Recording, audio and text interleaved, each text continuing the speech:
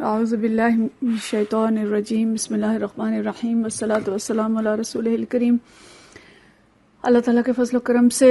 آج ہم اپنے پہلے پارے کا آغاز کر رہے ہیں اور انشاءاللہ ہم ہر روز اس کو اس نقطہ نظر سے سنیں گے اور پڑھیں گے کہ آج کے سبق میں میرے لیے اللہ کا حکم کیا ہے۔ تو پارہ اول قرآن پاک کا پہلا پارہ آغاز ہوتا ہے قرآن پاک کا بسم اللہ الرحمن الرحیم، اور یہ ایک ادب ہے جو اللہ تعالیٰ نے ہمیں سکھایا ہے کہ ہر وہ کام جس پہ اللہ کا نام لے لیا جائے اس میں برکت آتی ہے اور اللہ کی تائید اور نصرت شامل ہو جاتی ہے، اور جس کام سے پہلے رب کائنات کا نام نہ لیا جائے وہ کام ابتر ہو جاتا ہے۔ اس کے بعد آغاز سورہ فاتحہ سے ہے۔ فاتحہ کا مطلب ہے دیباچہ، پیش لفظ یا اوپننگ جسے ہم کہہ سکتے ہیں۔ یہ جو سورت ہے اس کو ام الکتاب بھی کہا جاتا ہے کہ یہ کتاب کا جو آغاز اس سے ہو رہا ہے، اور اسی کو علماء نے یہ بھی لکھا ہے کہ سورہ فاتحہ ام الکتاب بھی ہے اور سورہ فاتحہ خلاصہ قرآن بھی ہے، کہ قرآن پاک کے آگے جتنے مضامین ہیں وہ بھی اس کے اندر جمع کر کے ان کا ایک جو امپیکٹ ہے وہ اس کے اندر ڈال دیا گیا، اس کا اثر جو اس کے اندر نظر آتا ہے۔ تو سورہ فاتحہ جب تک ہم نہیں پڑھتے حدیث کے مطابق ہماری نماز بھی مکمل نہیں ہوتی۔ یہ اہم ترین صورت ہے اور یہ پہلی مکمل صورت ہے جو نبی کریم صلی اللہ علیہ وسلم پر نازل ہوئی تھی۔ یہ دعا ہے اور اسی صورت کے ذریعے ہمیں دعا کرنے کا طریقہ بھی سکھایا گیا ہے کہ پہلے اللہ کی حمد و ثنا بیان کریں، الحمدللہ رب العالمین الرحمن الرحیم،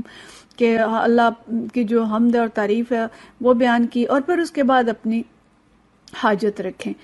تو اللہ کی حمد و ثنا سے آغاز ہے، آخرت کی تذکیر ہے جب مالک یوم الدین کہتے ہیں، اور پھر ایاک نعبد و ایاک نستعین کہ اللہ تیری عبادت کرتے ہیں، تجھ سے مدد مانگتے ہیں، اور مدد کیا مانگ رہے ہیں؟ اہدنا الصراط المستقیم، کہ ہمیں سیدھا راستہ دکھا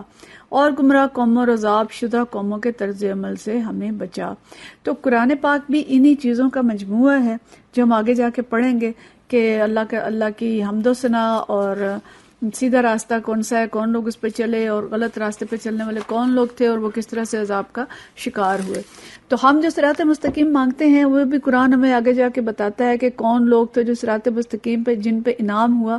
وہ کون لوگ تھے جو قائم تھے، وہ انبیاء تھے، صدیقین تھے، شہداء اور صالحین تھے۔ تو ہم سورہ فاتحہ پڑھتے ہوئے یہ تصور رکھیں کہ اللہ تعالیٰ ہمیں نبیوں کا، صحابہ کرام، شہداء اور صالحین کا ساتھ عطا فرمائے۔ ہم یہ ساتھ مانگ رہے ہیں اور ساتھ ہی ہم دعا مانگ رہے ہیں کہ اللہ ہمیں ان لوگوں کے راستے سے بچا جو کہ گمراہ ہوئے، یعنی یہود و نصارہ، اور جن پہ اللہ کا عذاب ہوا۔ تو اس دعا کے بعد اپنے طرز عمل کا جائزہ ضروری ہے کہ ہم عملاً کس کے راستے پہ چل رہے ہیں، دعا کس کی مانگ رہے ہیں اور عملاً ہم کس کے راستے پہ چل رہے ہیں۔ تو جواب میں اللہ تعالیٰ پورا قرآن پاک پیش کرتا ہے۔ جب ہم نے دعا مانگی کہ اللہ ہمیں سیدھا راستہ دکھا، تو اللہ نے ہمارے سامنے قرآن رکھ دیا کہ یہ ہے وہ کتاب جس میں سیدھا راستہ ہے۔ سورہ بقرہ کا آغاز ہوتا ہے۔ سورہ بقرہ قرآن پاک کی سب سے بڑی سورت ہے اور قیامت والے دن یہ اپنے پڑھنے والے پر سایہ کرے گی۔ اس کے بار بار پڑھنے کا حکم بھی ہے کہ پڑھا کرو اس کو۔ یہ سورت طوالت میں بھی قرآن پاک کی سب سے بڑی سورت ہے اور احکام میں بھی سب سے بڑی سورت ہے۔ نام اس کا بقرہ ہے، لیکن بقرہ کا مطلب ہوتا ہے گائے، لیکن یہ ایسا نہیں ہے کہ اس میں گائے ہی کی تفصیلات بیان کی گئی ہیں، بس ایک ذکر اس میں آیا ہے اور اس کی بنا پہ اس کا یہ نام رکھ دیا گیا۔ اہم ترین سورت ہے اور اس سورت کا مرکزی مضمون بنی اسرائیل کی امامت سے یعنی لیڈرشپ سے معزولی اور امت مسلمہ کا اس منصب پر فائز ہونا ہے۔ اور اس کے ساتھ ساتھ بہت ہی اعلیٰ ترتیب ہے اس سورت کی کہ جب کوئی انسان اس کو پہلی دفعہ پڑھتا ہے قرآن پاک کو، اور خاص طور پہ کوئی غیر مسلم یا نو مسلم، تو بڑی زبردست ترتیب ہے۔ دیکھیں گے آگے اس کو انشاءاللہ ہم۔ تو جو آغاز سورت کا ہوتا ہے کہ ذالک الکتاب لا ریب فیہ، کہ یہ کتاب ہے جس پہ کوئی شک نہیں ہے، اور ھدی للمتقین کے تقوی والوں کے لیے ہدایت ہے۔ تو مطلب اس کتاب کو ذہن یکسو کر کے پڑھیں کہ مکمل بالکل سچ، ہر طرح کی اس کے اندر کوئی کسی کجی سے پاک ہے، ہر طرح کی خرابی سے پاک ہے، شک و شبہ سے بالا تر ہے۔ لیکن فائدہ کون اٹھائے گا؟ جو ہدایت کے لیے پڑھے گا، اور اس کی صفات ابتدائی 5 آیات میں بتا دی گئی کہ کون لوگ ہوں گے جو اس سے فائدہ اٹھائیں گے، اور اس کے بعد کون لوگ فائدہ نہیں اٹھا سکتے۔ آیت نمبر 6 اور 7 میں کفار کا تذکرہ کیا کہ جنہوں نے انکار کر دیا یؤمنون بالغیب کا، اللہ پہ ایمان ہی نہیں ہے، آخرت پہ ایمان ہی نہیں ہے، تو وہ کیسے اس سے فائدہ اٹھائیں گے؟ اور پھر طویل تذکرہ منافقین کا ہے، سورۃ آیت نمبر 8 سے 20 تک۔ منافقین یہ مفاد پرست لوگ ہیں، کفار سے ملتے تھے تو ان کے ساتھ، اور مسلمانوں سے ملتے تھے تو ان کے ساتھ، دین میں تذبذب اور شک میں مبتلا، جھوٹ بولنے والے، فساد کرنے والے، تو ان کے لیے دردناک عذاب ہے۔ تو تینوں گروہ اور تینوں گروہوں کا انجام، فلاح پانے والے مومنین، کفار جو بالکل عذاب عظیم کا شکار ہوں گے، اور یہ لوگ جو عذاب علیم کا شکار ہوں گے، جو منافقین۔ اور اگلا جو اہم مضمون، دوسرا اہم مضمون ہم سورہ بقرہ کا کہہ سکتے ہیں، یہ بندگی رب کی طرف دعوت ہے۔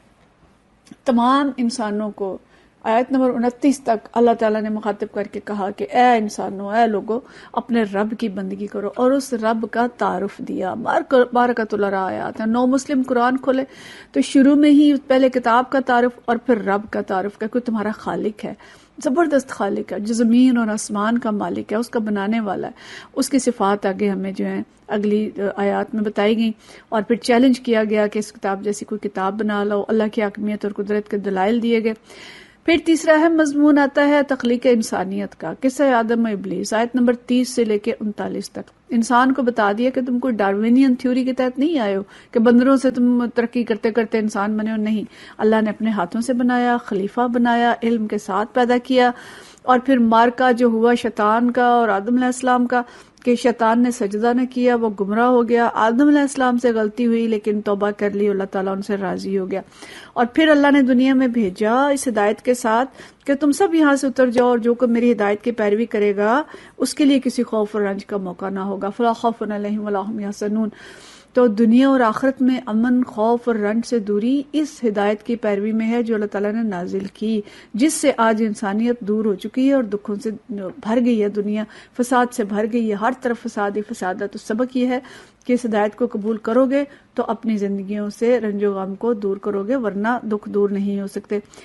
اس کے بعد 5ویں رکوع سے لے کے 16ویں رکوع تک مسلسل بنی اسرائیل کا ذکر ہے۔ یہ انعام یافتہ قوم تھی جو زوال کا شکار ہوئی۔ اب اس ترتیب کو بھی آپ دیکھیں کہ اللہ تعالیٰ نے اپنی کتاب کے تعارف، اپنے تعارف، آدم و ابلیس کے تخلیق اور مارکہ خیر و شر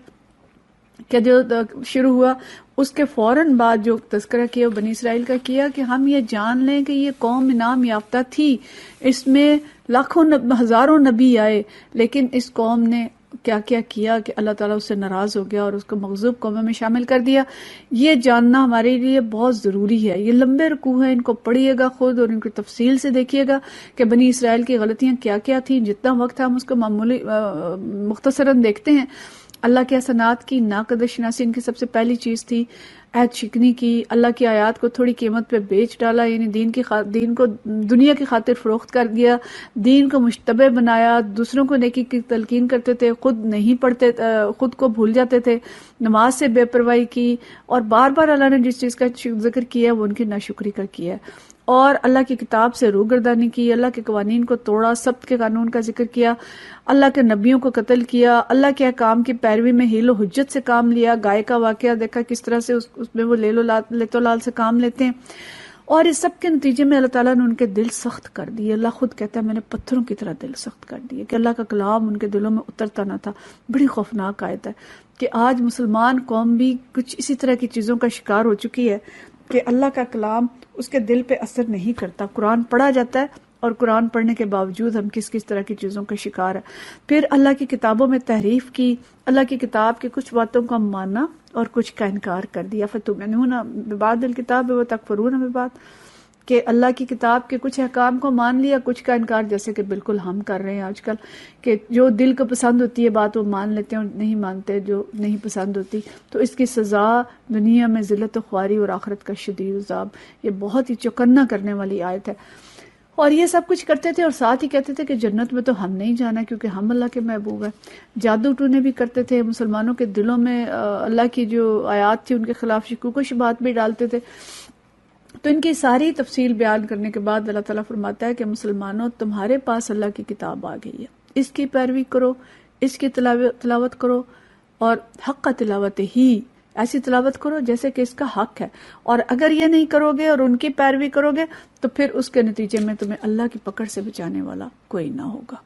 اور بڑی خوفناک آیت ہے کہ آج ہم اللہ کی پکڑ میں آ چکے ہیں. قرآن کو چھوڑ کر ہم نے کچھ اور چیزوں کو علم کے منبع قرار دے دی. آکسفورڈ اور ہارورڈ کی پیروی کرتے ہیں, وہی علم کے سرچشمے ٹھہرے, اور اس کے نتیجے میں جو کچھ ہو رہا ہے ہم سب بھگت رہے ہیں. اور پھر اگلے جو 2 رکوع ہیں آخری اس کے پہلے پارے کے, اللہ تعالیٰ ان میں ایک رول ماڈل ہمارے لیے پیش کرتے ہیں,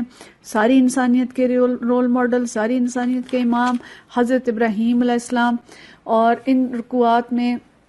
ان کی صفات بتائی گئیں کہ وہ کس طرح سے یکسو تھے, حنیف تھے, اللہ نے انہیں آزمایا تو ان کی اللہ کی ہر آزمائش پہ پورے اترے, توحید پہ قائم رہے, اللہ کی مکمل اطاعت کرنے والے تھے, ہر آزمائش میں پورا اترنے والے تھے, مزدور بن کے اللہ کا گھر بنایا, اور پھر دعا کی اپنی اولاد کے لیے اور ساری انسانیت کی ہدایت کے لیے کہ اللہ نبی صلی اللہ علیہ وسلم کو, ایک نبی کو مبعوث فرما جو ان سب کے لیے یعنی ان کو تیری ہدایت کو پہنچانے والا ہو.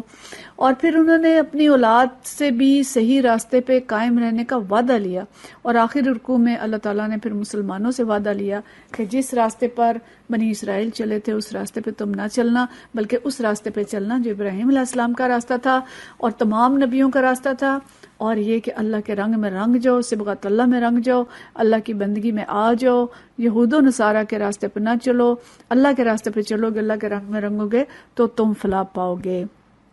اور اس کے ساتھ ہی جو اگلی آیات ہے اس میں